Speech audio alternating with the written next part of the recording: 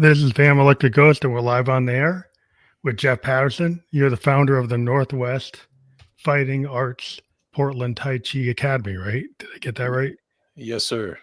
And we're going to talk about a couple of things today, but we always like to get into your story. So we're going to talk about these topics: transformative power, meditation techniques for everyday life, and the yielding warrior. But before we get to that, couple questions to ask of any guest. Like, what motivates you, and why do you do what you do? I've been very fortunate to have a passion about my career and what I've done for many, many years. And I've been running my academy now for 30 years. I've been studying the martial arts for 36 years. And it's something that I would do even if it wasn't my profession. And so I've been very fortunate in that aspect. Um, one of the things that continues to drive my passion for it is through the years, I've had over 26,000 students come through my academy, and I've heard hundreds of stories about how the meditative arts has positively influenced people's lives. And that's one of the reasons that, really motivated me to write my last couple books and create my online program and my teacher training program, is just to try to get this message out there and help as many people as we can. Yeah, to kind of pay it forward because if you found that it helped you. Maybe you can tell your story. How did you find out about the transformative power of meditation? Like, what brought you to it? So I was introduced to meditation at a fairly young age. At the time, I was very much into Western boxing. And I used to go to a boxing gym just a few blocks down the street here from my academy. And at a boxing gym, if you're not familiar with how they're run, it's not like your traditional fitness style class where you come in and there's a teacher leading a group of students. Usually in a boxing gym, you might see four or five coaches rolling around, and each one of those coaches might have a handful of fighters that they're working with. Well, at this one particular gym, one of the coaches that was there was a very well-known coach, and he had created very high-level champions in both amateur and the professional arena. And I really wanted to get to spend some time with him. So I would always show up at the gym when I knew he was going to be there. I'd work hard, try to get him to notice me. And after following him around for about 3 or 4 months, he finally started giving me some tips and showing me a few things. And it was only maybe 2 or 3 weeks of getting to spend some time with him when he said something to me that changed my life forever. And that he said, if you really want to be a good boxer, you should start doing meditation and Tai Chi. Now, at the time, I was this young 19-year-old kid thinking Tai Chi was for old people in the park. How's that going to help me be a better fighter? But I had a lot of respect for him, and I followed his advice. And not only has it changed my life in many ways, through the years, I've seen it influence many of my students. And so that was how I originally got introduced to it. So, is there like an Eastern versus Western mindset to get into meditation? You find some people that, even today, you talk to people, they just can't get themselves into a meditative state. It just doesn't seem to be for them. At least at the point when you're asking them, they say they can't find a way to get to it. So, it doesn't seem like you had as much of a wall, even though you were young. Well, I'm glad you brought that up, because that's a common misconception a lot of people have, is that, through the years, I've heard hundreds of people tell me, I've tried meditation, but I just can't quiet my mind. It's not for me. And somewhere along the way, people got this misguided idea that in order to be successful with a meditation practice, you have to reach this state of nirvana where nothing bothers you and be in this blissful place. And, it couldn't be further from the truth. I've been very fortunate through my life to travel around the world and train with some amazing meditation practitioners. And I've never once met anybody who doesn't get distracted. We're all human, we all get distracted, and that's just kind of the way of the game. But when you understand how to play meditation and do the practice, you'll see that, every time you recognize one of these disturbances or imbalances when you're meditating, you use your posture, your breath, your movement to help bring you back to focus. And now, say maybe you've been meditating for 20 minutes and you get distracted 50 times. You just got 50 repetitions on how to be off center and bring yourself back to focus. And if you do that every day, every month, every year, you start to develop this power and this ability to that no matter what happens, you're able to come back to center and find that focus. And that's one of the ways that, meditation can be so powerful. That's kind of like being in the present moment, or the perfection trap. I'm a musician, and a lot of times people will get to this point where they're like feel they have to be perfect. And what I find is like, you don't learn if it's perfect. You're like you have to go through that what we call, I don't even want to call them mistakes, you call them happy accidents. Like there's no bad any bad perceived bad note is actually an opportunity to, actually evolve the song. But if you've got a mindset where you think you got to start over all the time, then like you're never gonna be able to kind of roll with the punches and Right. kind of be able to, make it so the audience doesn't even know you made a mistake. Yeah. It's like that type of mindset. It's a different, way of thinking or even being. Yeah. It's very powerful to just to be able to kind of go with the direction of the flow, and that's one of the reasons why so many athletes these days are being drawn to the meditative arts because it really helps them find that focus and that ability to be more present and make those in the moment kind of reactions that Mhm. really help things just come together a lot smoother. Yeah, I was wondering 'cause, like, you see these athletes, and it's like you know that they've practiced something like 10,000 hours. They got all the plays down, but, like, they can't imagine everything that can happen, so you gotta be able to think on your feet and be in the moment so that you don't just go cascade down a path that's not appropriate for the situation, situational awareness of what you're in. Yes, and back 30 years ago when I first started doing meditation, a lot of people thought of it as this new age practice, this kind of really didn't have much science behind it or any kind of valid proof that it was very legit. And these days, there's thousands of professional athletes that are turning to the meditative arts. I don't know if you knew this, but when Phil Jackson was coaching the Chicago Bulls and the LA Lakers, he used to have his athletes practice Tai Chi and meditation to help improve their performance.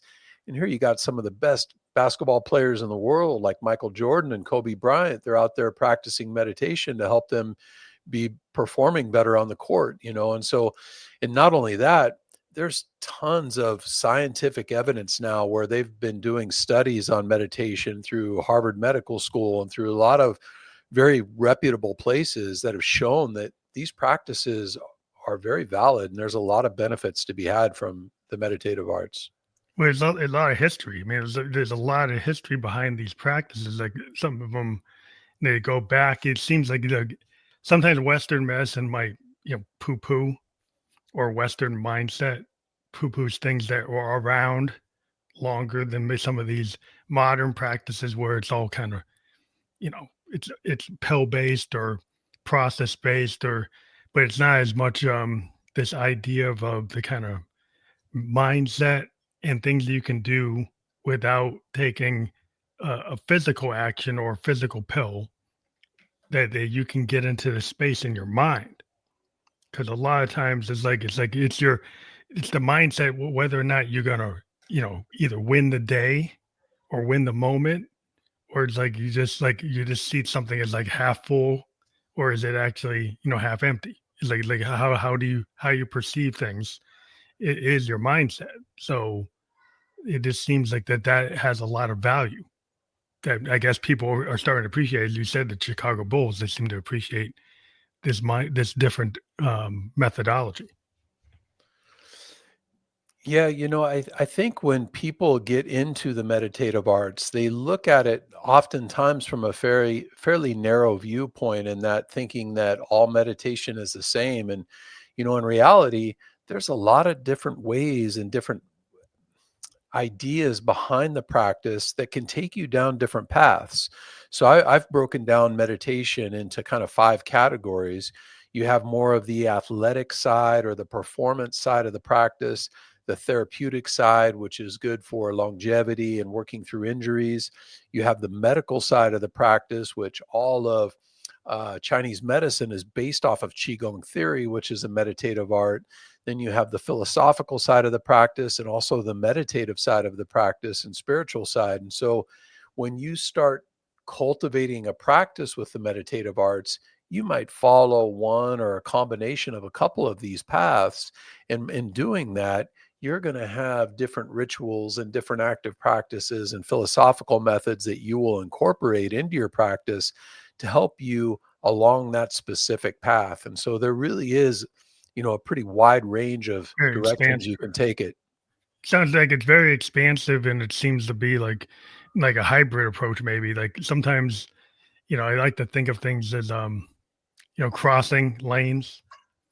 Because a lot of people want to stay in the box or stay in their lane, but like when you get out, like outside of that type of narrow thinking, if you start to mix different things together, because you're an individual, you might have a certain need, and having one aspect of something when there's multiple, you know, like practices out there. There might be things that this certain mix works for some individual versus another individual. Is that what you're kind of pointing out? Yeah, and it all kind of comes back to what you're, why you're being drawn to the practice. Because once you have a, a direction of where you want to take it, then you'll incorporate different practices that kind of help you with that. And in the meditative arts, no matter what path you follow, whether you're doing a movement practice, a sitting meditation, standing meditation, breath work, any direction you may take, they all have these five underlying principles that I call the five regulations. And within these five regulations, they're the foundation of any meditation practice. And by understanding these, you will see that no matter what you do, it can affect any area of your life. And they are regulating the body, regulating the breath, regulating the mind, regulating the energy, and regulating the spirit. And briefly, I'll kind of touch on what all five of these are. So, regulating the body, which is the easiest one to understand, it's the idea that we're paying attention to our skeletal alignment and our muscular tension. So, say, for example, you're sitting in front of your computer for 3 or 4 hours and you start feeling lethargic and maybe your neck's getting tight and you're feeling very depleted. And then another time when maybe the most important person in your world walks in the room and your body perks up and you feel like you're on top of the world. Well, these two different energetic states we're in 100% control of all of the time. Now, on a little deeper level of regulating the body, it also consists of maintaining some kind of muscular structure in the body, maintaining flexibility, eating a healthy diet to improve our energy, and getting enough sleep. All of these things are kind of connected when we talk about regulating the body. And then we have regulating the breath. And regulating the breath is a very deep topic and something that you'll study for the rest of your life if you get into the meditative arts. And oftentimes, Qigong is referred to as the science of the breath because there's literally hundreds of different breathing strategies within the practice. And because of that, we broadly categorize things into yin methods and yang methods when we start talking about the breath. Yin methods are often deeper, more holistic style of meditations that help bring the energy inward. And an example of a yin breath would be if you've ever listened to somebody sleep, their natural breathing pattern is a longer inhale and a shorter exhale. And this is the body's natural way of bringing your conscious mind into your subconscious mind, which is where we are when we're sleeping and dreaming. This is great for helping to reduce stress, anxiety, for panic attacks, for boosting our creativity. There's lots of reasons why we would do this yin side of the breath. Then there's the yang side of the breath, which is more aggressive. And an example of this would be if you've ever had to push your car or you pick up something heavy, your natural instinct is to exhale and put tension in the breath and make that breath audible. This helps generate energy and power, which is expansive. And now, once we start understanding how to use the breath strategically, we can use it to control our physical, mental, and emotional states throughout the day. You know, everybody goes through the day with emotional ups and downs.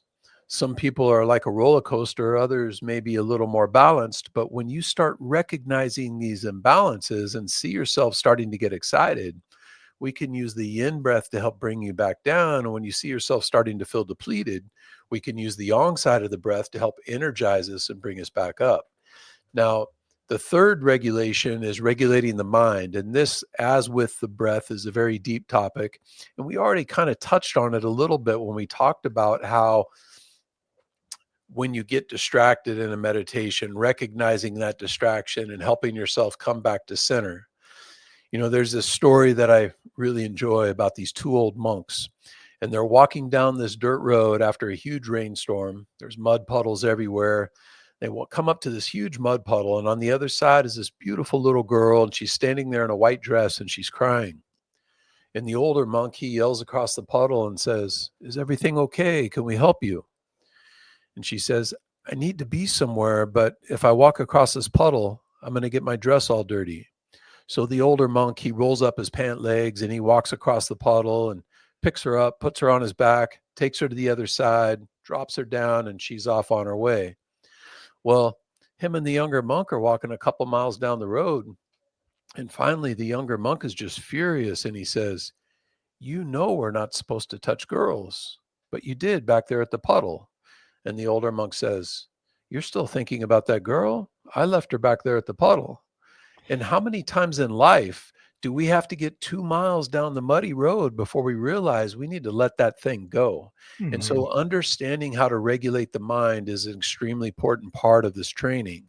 And then the fourth regulation, regulating the energy, is a very deep topic as well. And this is something we could talk for hours about, but just briefly to describe it, it's the idea that once you've reached a competent level in regulating the body, the breath, and the mind, you now have the tools available to circulate the energy in the body, to lead it inward, to extend it outward, and to express it in different ways. And so this is a kind of an essential tool in understanding when you're developing a meditation practice.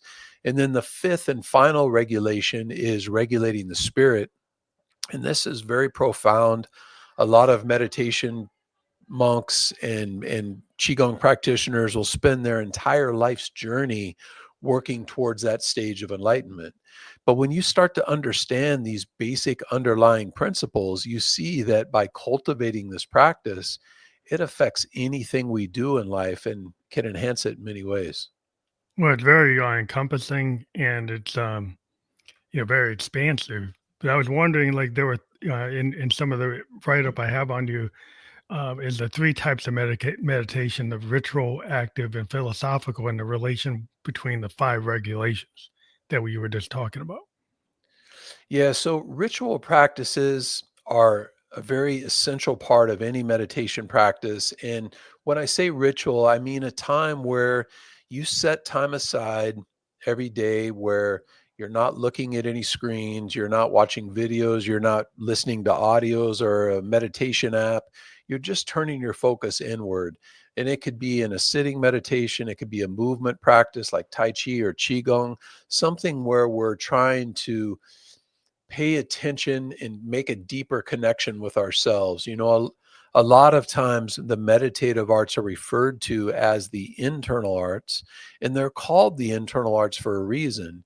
I think a lot of people these days are getting distracted with, the millions of videos out there on YouTube and all of these meditation apps, and they think that, they're going to go get to some deep, profound levels of meditation looking at a video screen. And I couldn't stress enough that while these things may be helpful in learning things occasionally here and there, that's not where you want to take your ritual. You being a musician, I'm sure you can relate in that if every time a musician has to listen to somebody else play in order to play, how are they ever going to play from their soul? Yeah, And it's just like that with it's the internal. meditative arts. So, and then we have active practices which are ways that we can integrate these meditative ideas into everything we do. And they can be done in as little as 60 seconds or 2 minutes. And you can do them when you're standing in line at the grocery store or walking down the street. And they're just ways that we can maintain that level of awareness and sensitivity all day, every day, because it makes no sense to meditate every day if the rest of the day you're stressed and unfocused. And so these things help us start to live the lifestyle. And then lastly, we have philosophical methods, and these can be used both in our ritual practices as well as our active practices. And they're great towards opening up our peripheral vision and seeing things from different angles and being able to be a little bit more strategic in our thoughts and our life. It seems it's a very encompassing, and I always use the term of expansive rather than being narrowly focused. That there's a lot of pillars, there's a lot of options, but it seems to be like a holistic concept. Is like it's not just one thing that you're gonna get into, and I think today we tend to be so into social media, and it'll be like, oh, like the 5 steps, or to watch this video, get in this program, and it's like somehow you're gonna go from 0 to 100 because some influencer says that you can be like them. Where really you have to dive, like the Victorian poets always talked about the looking glass self. Like in the looking glass self, it means evolved. You have to look into you. You have to figure out where you are. And then you also have to understand like the muse, right, is outside of you. So there's stuff that's inside of you and the stuff that's outside of you. There's a world. And there's an interconnection between like the microcosm and the macrocosm. And that is not just one thing. There's multiple layers and different options, and there's always an opportunity to improve. Yeah, in today's society, everybody gets so caught up in these distractions with their cell phone and advertisements and things that they're being bombarded everywhere. It's almost like, everybody's walking around with a mask, or with these walls up, trying to protect themselves and not really stay connected to who they are, because maybe they don't want to say something that offends somebody, or they don't want to maybe show somebody how they really feel. But what happens is you start wearing this mask so regularly that eventually you start looking at yourself in the mirror and you're still wearing that mask. In Hmm. the meditative arts, as much like music is a great tool as well, it allows you to kind of tap into your soul and really like be connected to who you are. And having something like that in your life where you can put those barriers down, take those masks off, and feel a little bit more connected to your true spirit, that's really invaluable. Well, the permission structure as an artist is like we dive into the vulnerability of, you know, a lot of people look for what's going to make them safe. Artists tend to be willing to put themselves in places where you might be a little unsafe, right? From the fact that, like, if you go into that vulnerability, like, people could criticize that. You could get hurt by that. So there's a tendency not to want to do that, to put up a mask, to put up a wall. But when you get into the creative arts, it's like you try to, the secret sauce of what you're doing is to dive into that, is to like fully immerse yourself in it. Not to the point where you hurt yourself, but the point where you can actually, you know, really look at that looking glass self and look at the outside world and find the interconnections and have a voice that people actually see something in what you're doing or what you're presenting that they can understand. There's like becomes what I would say is like you're in tune. You get in tune with like the world, and then people can feel that vibration or that frequency, and they, like a law of attraction, they get drawn to you, or you get drawn to that. So that's the way, it's kind of where my mind is at. But it seems, how similar is some of the things that what do you deal with all the time to the what I've just said. But Yeah, so I like how you said in tune, because I feel like a lot of connecting to the energy, in qigong, it's believed that there's the universal energy, the earth energy, and the human energy.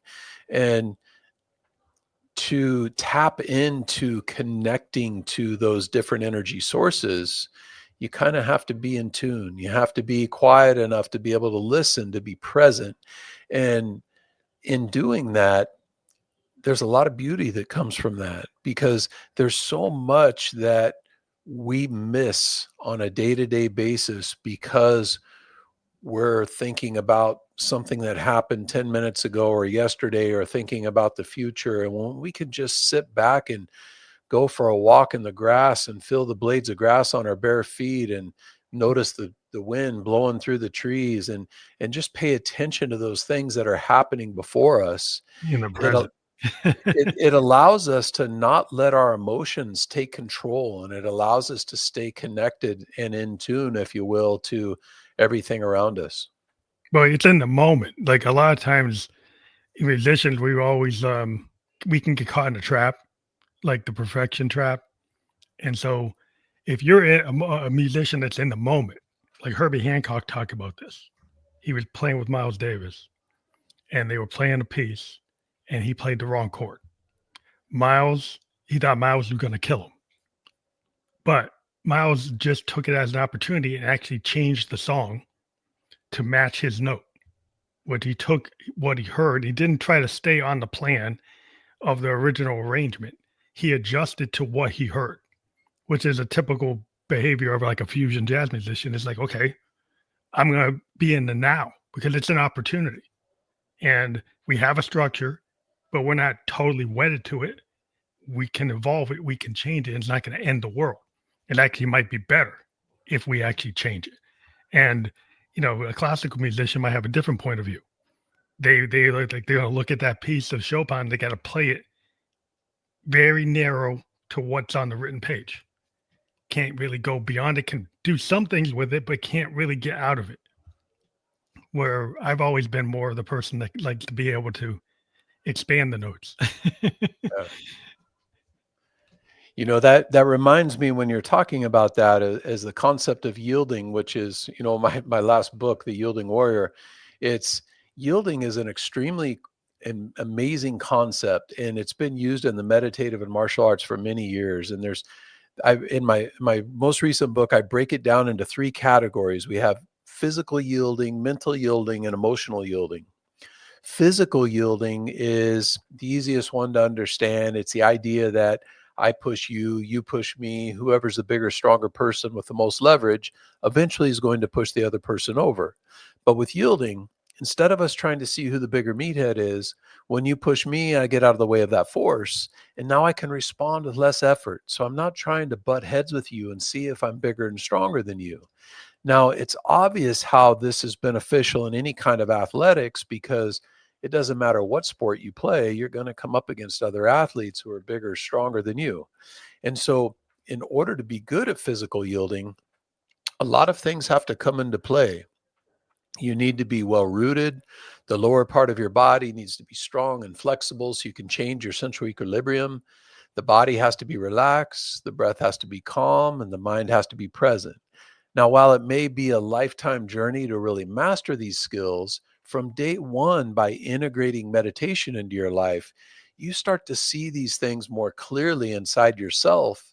And this is where it starts to become very interesting, because not only do we start to see them more clearly in ourselves, but we also start to see them more clearly in other people. And this is where we move into what I call mental yielding. So, say, for example, you and I are having a conversation, and I say something that unsettles you, and I pick up on it right from that first sign of imbalance. It's a lot easier to adjust the conversation at this point and keep us in a harmonious place than if I'm not paying attention to that. And pretty soon I'm so far off track, you want to slap me upside the head. And so, learning how to use yielding in all of our interactions is extremely powerful. One, we're being more considerate, which is something that we could all do more of. And two, it allows us to be strategic and guide conversations to a positive outcome with the least amount of resistance. And this is great for relationships, for business, for sales, for negotiations, many different ways that we can apply this idea. Then the third pillar of yielding is emotional yielding. And emotional yielding is very much like mental yielding, but it's with our own interpersonal conflicts. So you think about, oftentimes something will happen, and we'll respond and we'll go down this path. And we might get an hour, a day, a week down that road and realize maybe that wasn't the best choice. But with yielding and our ability to sit back and be present and not let our emotions get involved, oftentimes we can make a more educated choice and save us a lot of heartache on the other side by being more present in this mindset. And so, a lot, I've been explaining this idea of yielding now for many years. I've been running my academy here for 30 years. And one of the most common things I'll hear people say is, yielding makes a lot of sense. In fact, I use yielding all the time. Well, I would agree in that I think everybody does some degree of yielding all the time. However, it's kind of like, if you or I were to walk into a crime scene with a detective who's been on the job for 30 years, I guarantee you that person would see things about the series of events and the timeline that I know at least I would have no clue of. And the meditative arts helps us see things inside of ourselves and inside of other people that I truly believe most people will go through life and never have any clue of without this kind of practice in their life. It seems like that, I don't know, it's like a social type of judo or in some ways, but like I think a lot of people try to win the conversation, right? They don't, a lot of times in terms of listening skills, like if I could break it down to outside of just a kind of common kind of understanding, like people don't listen to each other. They're thinking about like how they're going to respond, right? And they're trying to like almost like win the conversation, like it's an Yeah. argument, rather than or inserting their own concept of what they're hearing without really listening to the whole story. So they get triggered by a couple phrases, and they've already made an assessment of what you're saying. They've already related it to something that happened to them. And then suddenly they're not really listening to what happened to you because they already kind of prejudging it. And then they don't really hear you. And then that, if you don't hear somebody, there's a lot of room for conflict. Yes. Yeah, and the something that I kind of think connects well with what you're saying there is that not only is it in the spoken word, but a lot of people, because they're not really present, they don't recognize the body language and the energetic expressions coming from their face and the tone of voice and all of these things that really are more valuable in communication than just the words that are spoken. And if all you're doing is just listening for your point to try to prove your point or to say what you want to say, you're really missing a lot of the beauty of what conversation has to offer. Well, the nonverbal cues, actors, when you watch actors, especially I used to watch like silent films to actually look at what the actors could do with their facial expressions and their nonverbal capability. Now, every actor today still does that. There are tons of scenes where they're not saying anything. It's how they're looking at the camera, what they're doing with their body, what they're doing with their hands.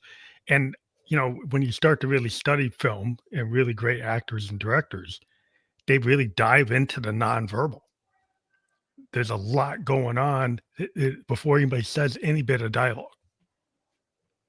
And I don't know how much people miss that from what you're saying because they just hear the words. Yeah. And that's something that is so uh deep embedded in the tai chi practice because of this yielding concept. You learn to give and exchange energy with other people, and you get to the point where you can touch somebody as softly as like a quarter of an ounce and start to feel their whole body movement. And when you can do that, your tactile listening skills are really enhanced, which helps you be present. And it's just one of the many ways, I mean, we see things, we hear things, we touch things, we feel things, we express them. And our ability to kind of fine tune all of these areas are all extremely important when we're communicating. Well, I can see how athletes could really benefit from your practice because if they can take those things, they have that situational awareness, and then they have the muscle memory from the 10,000 hours of training, but then they've got this mindset training and then spiritual training and heart and soul, all the pillars you were talking about. That if you look at it, some people might just focus on one pillar or one foundational element, but it's like when you take in the whole, then you're stronger because you're more able to kind of handle what the world throws at you, right? Because the world throws at you variation. Like it's not always the same thing. Yeah, and with athletes, it's it helps with their internal physical awareness, so how they um, connect and move. A lot of times you go to grab a glass of water and you think it's just you're picking your arm up and you're moving it out, you're picking it up off the shelf and you're bringing it to your mouth to take a drink. Well, in reality, there's hundreds, if not thousands, of different muscular connections and energetic connections that are coming through the entire body, through the torso, through the hand, and being expressed in what's happening. And by breaking down these movements in a meditation practice where you're paying attention to all of these little subtleties, it really helps expand that internal awareness. So whether you're doing something in athletics or something else, you start to be more like you're playing a symphony rather than playing a three-chord rock and roll song. You're really starting to be in tune more, and that is one of the things that make the movement practices so powerful as part of your meditation practice, is that while a lot of meditation focuses on the breath and the mind, which is very important in a pillar in the practice, having the body be part of that reality and being present in the body and being able to make those connections and understand how that circulation works in the body will get you to deeper states of meditation when you're doing still practices like sitting and breath work. To a mind, body, soul, connection and spirit Yes. connection. Because you could get into the spiritual too to be able to kind of pick up on like the unseen things or the energy. Like a lot of times musicians, we can pick up like the vibe. We'll say there's a vibe. Like you get with a bunch of guys or people, and there's all this nonverbal communication. And sometimes you get a group of people, they just come together and it's like they're just right. It's the right frequency. Everybody's in the right place. You don't have to say anything to the drummer. The drummer knows what to play. The bass player knows what to do. The vocalist knows what to do. And there's this like unseen, like uncommunicated feeling that people just like, oh, when I hear what you're putting down, I know what goes with it. I don't even have to talk about it. And when you run into people where you have to overly explain what you're doing, it's like, well, maybe we're not the right fit Yeah. compared to the group where the guys he just knows what to do. And like a lot of musicians, we've been in the kind of scenario where there's there's there's these other musicians, they just get you. You don't have to say it; they just know it. And it's like, wow, it's like, how did we find each other? But that happens, and I think that happens in other places in life. That can happen, and it really because you're not just listening to words, and you're not listening. You listen to other things that are out there. Yeah, one of my favorite angles of the meditative arts has always been the philosophical side of the practice. And it helps to expand your mind to see things in different angles, which kind of ties into the connection that you were just saying, in that, we'll do things whether they be through mantra or through sayings. One of my old meditation teachers, he had me memorize the Tao Te Ching, which is a book of 81 sayings that talks about life and virtue and how to apply things from different angles. And one of the things that I've always loved about that style of practice is that you'll see something, say, as a 25-year-old guy or girl, and you'll where you are in life and you'll feel like you understand it, and you'll work with it and you'll do this and you'll evolve, and a year later, 5 years later, you'll see it from a whole nother perspective, and you'll see these other things that come into play by doing that. With with these sayings, I like them because they're fairly vague sometimes in ways that they can be interpreted, like 30, 40, 50 different ways. Mhm. And you start to put different meanings to them and say, this can help me here or here. And I've always really enjoyed that part of the practice. And so, anytime you start to build a meditation practice, for those of you out there that are maybe coming new to the practice, or maybe you have one and it's just um, hasn't really reached any depth yet. There's three things that I like people to think about. And the first one is, why are you being drawn to a meditation practice? Do you want to stay healthier into your later years to watch your grandkids grow up? Or are you looking to deal with a stress disorder, or an athlete wanting to improve their performance? Whatever that is for you. And then when you have that why, think about how your life would change if you accomplish that. If you get to that point where you no longer have panic attacks, you can go to the grocery store and you feel good, or maybe you're 85 years old and you're able to go walk your dog and go for a walk with your grandkids, or whatever that is for you. And then also flip the coin and think about, if you don't do that, how is it negatively going to affect you? And how are all of the ways that are going to influence you because you didn't do this? Because we want this fuel, because in order to benefit from these meditative arts, we need to do this on a regular basis. You have to be consistent. And if you're Mhm. consistent, you develop this discipline and this integrity and this perseverance that not only affects you when you're doing your practice, but it bleeds over into everything else you do in life.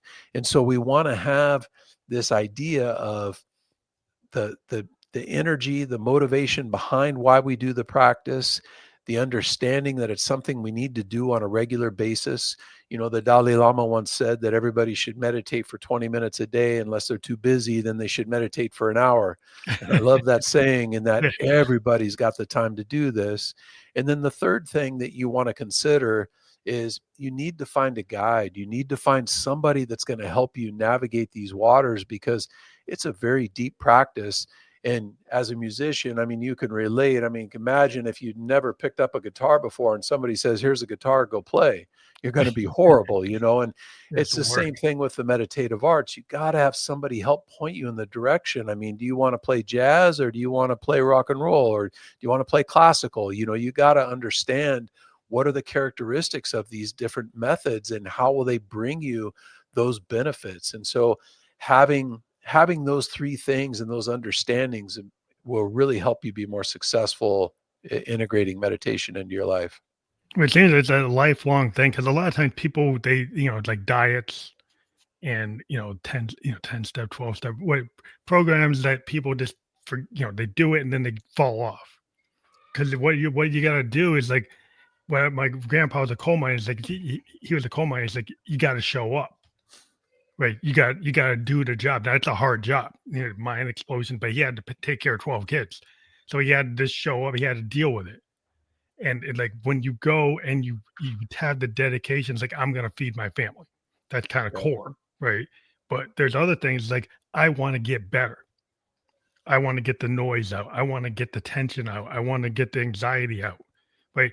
It's usually not going to be something that's a quick fix that's going to do it. You have to have a lifelong, like, dedication to something that's going to you can do until you're not here. And it's kind of like, for music, to me, is something like, I it just is it's cathartic. So I do it whether it's gonna be a hit or not. I just love to play because I find it's like my meditation, right?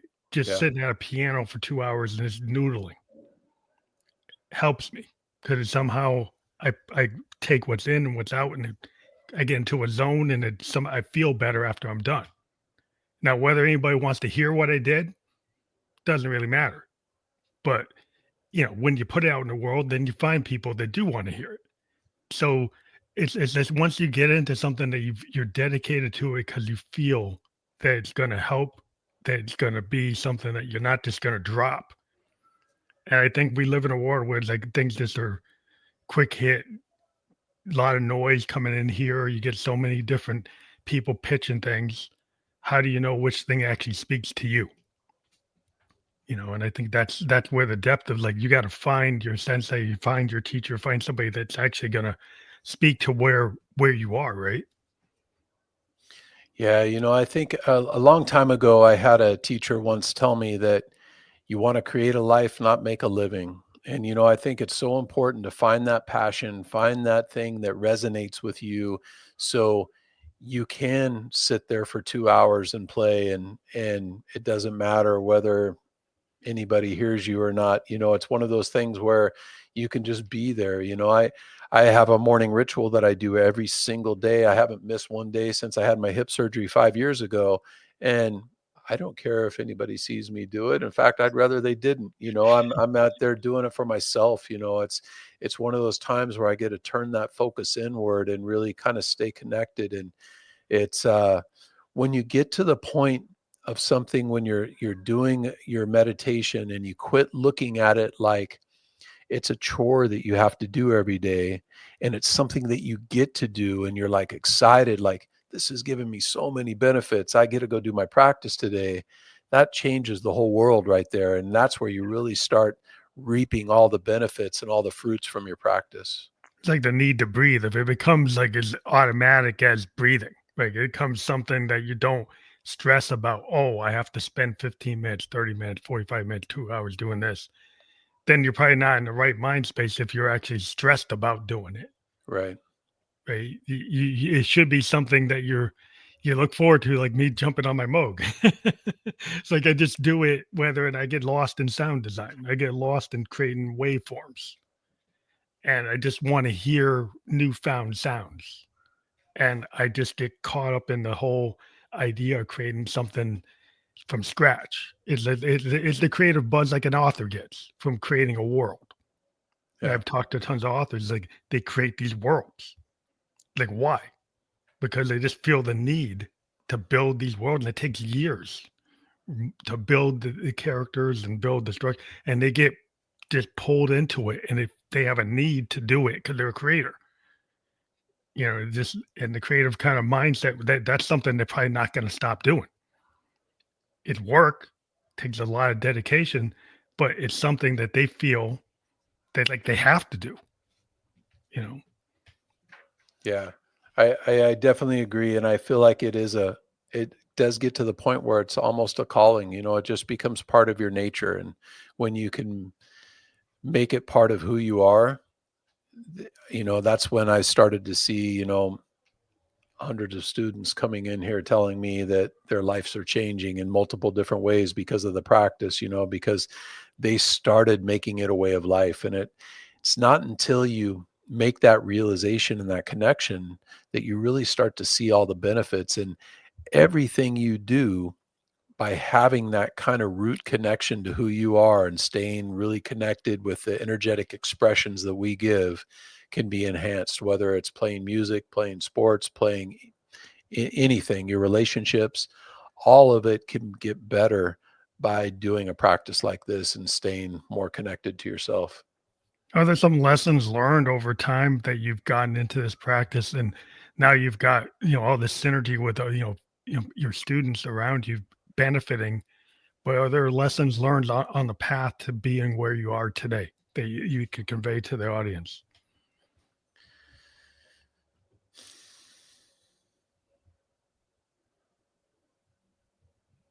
There's so many examples of people that have come in and have seen different changes in their practice or their lives because of this practice. You know, one of the things that I think about, there's many, we talked about the many different paths already. And so each one of those paths has a whole list of different benefits that come from the practice, and I've seen anything from people coming in here who are as stiff as 2x4s, and after a couple years of training, their whole physiology changes, and they're able to enjoy a relaxed life for here on out. And then other people that come in that turn to the practice and dive in because they're dealing with a stress disorder, they have panic attacks, or they're dealing with severe amounts of depression, and they find a purpose in life to really let go of all those distractions and that worry and stay connected to who they truly are and find that peace within themselves.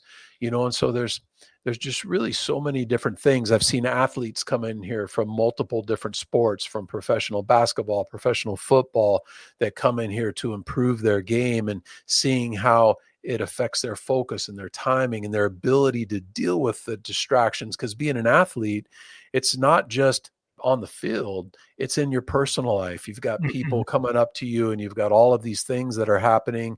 And so being able to deal with that and stay present and grounded, there's just so many different directions that people can pull from this practice. It's a good point you made because people might come into it because they got a stressful work life or stressful personal life, right? Or a certain aspect of their life, and they're thinking, well, I'm just going to solve that part of my issue. But a lot of times when you get into something that's so expansive, it's going to have benefits across the board. And like if you're an athlete, like why might just help me on the field? But no, it helps you out off the field. So it's like your intention might like this is going to specifically help me on the field, but now you're finding it helps you like everywhere in your life, and so that becomes like a game changer to some people. I would think it's like, oh wow, it's like it doesn't just apply here; it applies there, here, everywhere. Yeah, like I was saying earlier, how it makes no sense to be meditating once a day and then be stressed for the rest of the afternoon or the rest of the day. It's just like an athlete, if you think that they're going to be focused for 90 minutes of the game, and then the rest of their life is all distraction and unfocused, they're never going to be able to perform at their highest levels. And so with athletes, they need to learn how to live this in their day-to-day life. And the more focused they can be from the time they wake up till the time they go to bed, and in every action they do, that's where Mhm. they start to live it, and that's where they really start to get to those high levels of performance. Yeah, 'cause I think we like to segment everything to like little kind of try to plan everything out, but a lot of times it's like when you let go and then you let in, and then you start to like de-stress because a lot of times like I had worry about in my job is like I'm a software guy and I would worry about what's my next gig because I'm a consultant. But I just made the choice to be a consultant. So I have to like, once I said, you know what? I'm good at what I do and it's gonna happen. I'm gonna get the next gig. I'm not gonna worry about it. I'm just gonna be in the present, do the best I can do at what I'm doing. And then that will breed the ability to keep on working because I'm not gonna stress like what's gonna happen after this 6-month contract ends. What if I keep on worrying about that, then I'm gonna make something bad happen. So like I started to think in a different way, and then things just kept on happening, kept on getting opportunities without having to stress about it. Where the younger me, I'll be like, oh, I can't even do that. I gotta have a 9 to 5 because I can't risk not knowing what's gonna happen in the 7th month. Yeah, yeah. You know what I mean?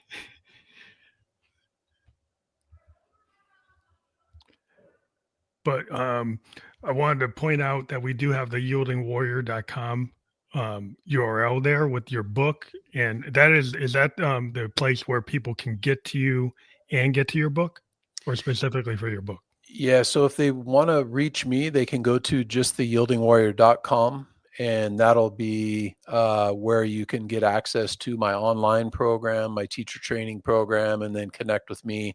If you wanna get a copy of the free book, go to the URL on the screen there, and, just pay for shipping and handling. We'll send you out a free copy of the book. That's awesome. So you have an actual like master class type of class or physical classes? How are your Yeah. classes set up?